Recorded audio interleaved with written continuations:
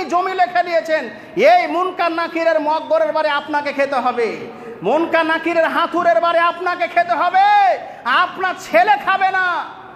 আপনার বোনের জমি আপনি চালাকি করে লিখে নিয়েছেন, আপনার ভাইয়ের জমি, আপনার অবুঝ ভাইয়ের জমি আপনি চালাকি করে লিখে নিয়েছেন, আপনার অবুঝ ভাইয়ের জমি আপনি চালাকি করে লিখে নিয়েছেন, সঠিকভাবে ভাগটাকে বুঝাতে পারেননি।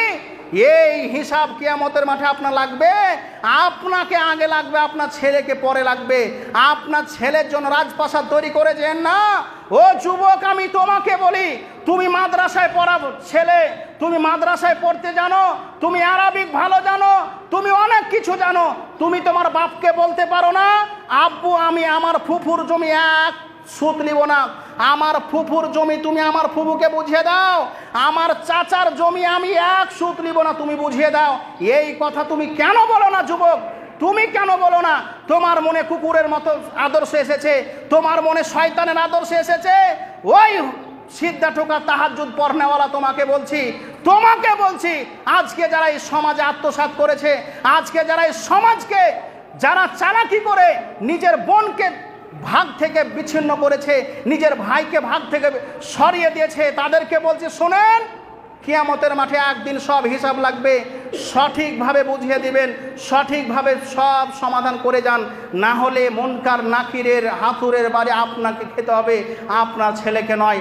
সম্মানিত উপস্থিতি, এই সমাজের সমস্ত ব্যক্তিদেরকে বলছি, সদাচরণ করুন, ভালো ব্যবহার করুন। এক বিদ্যা জাগার জন্য আপনি ঝগড়া করিয়েন না, এক সুতের জাগার জন্য আপনার ভাইয়ের হাতে হাত দিয়েন না। কি শাস্তি হবে ইনশাআল্লাহ সামনে সব আলোচনা করব, যে ভাইকে আঘাত করা, নিজের চাচাকে আঘাত করার কি যে শাস্তি আছে ইনশাআল্লাহ সামনে সব আলোচনা করব। আজকে আপনাকে এতটুকু বললাম যে মানুষের সাথে ভালো ব্যবহার করুন, মানুষের সাথে সদাচরণ করুন, মানুষের সাথে সদাচরণ করুন। আপনাকে আপনার চাচা গালি দিয়েছে, চুপচাপ সহ্য করুন, দেখবেন সহ্য করলে আপনার কি হবে, আপনার মহব্বত বাড়বে, সহ্য করলেই আপনার ইলম বৃদ্ধি পাবে। আপনি যদি সেখানে ধৈর্য ধারণ করেন, দেখবেন আপনার তাকাত বেশি হবে। মনে রাখবেন, কুকুরের বৈশিষ্ট্য হচ্ছে ঘেউ ঘেউ করা, মনে রাখবেন, কুকুরের বৈশিষ্ট্য হচ্ছে ঘেউ ঘেউ করা, আর বাঘের বৈশিষ্ট্য হচ্ছে নীরবতা থাকা।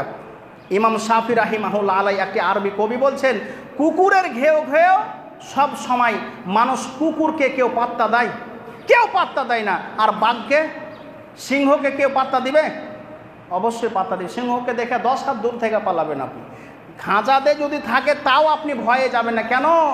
সিংহ তার শক্তিকে গোপন করে রেখেছে, প্রয়োজনে সিংহ তার শক্তি বের করে, প্রয়োজনে সিংহ তার শক্তি ঝাড়ে, কিন্তু কুকুর প্রয়োজনে অপ্রয়োজনে সব সময় ঘেউ ঘেউ করে। শোনেন, সমাজে মুখকে সাবধানে রাখবেন, বেশি কথা বলবেন কুকুরের বৈশিষ্ট্য হবে, কম কথা বলবেন সিংহের মতো বৈশিষ্ট্য থাকবে আপনার। দেখবেন সমাজে যারা কম কথা বলেছে তাদের মর্যাদা বেশি আছে, সমাজে যারা আলতু ফালতু কথা বলে, বেফালতু কথা বলে বেড়ায়, কোনো কাজ নাই কথা বলে বেড়ায়, তাদের দেখবেন কুকুরের যেমন কেউ করে না, মর্যাদা দেয় না, তাকেও সমাজে কেউ মর্যাদা দেয় না। এটা অবশ্যই, এটা সত্য।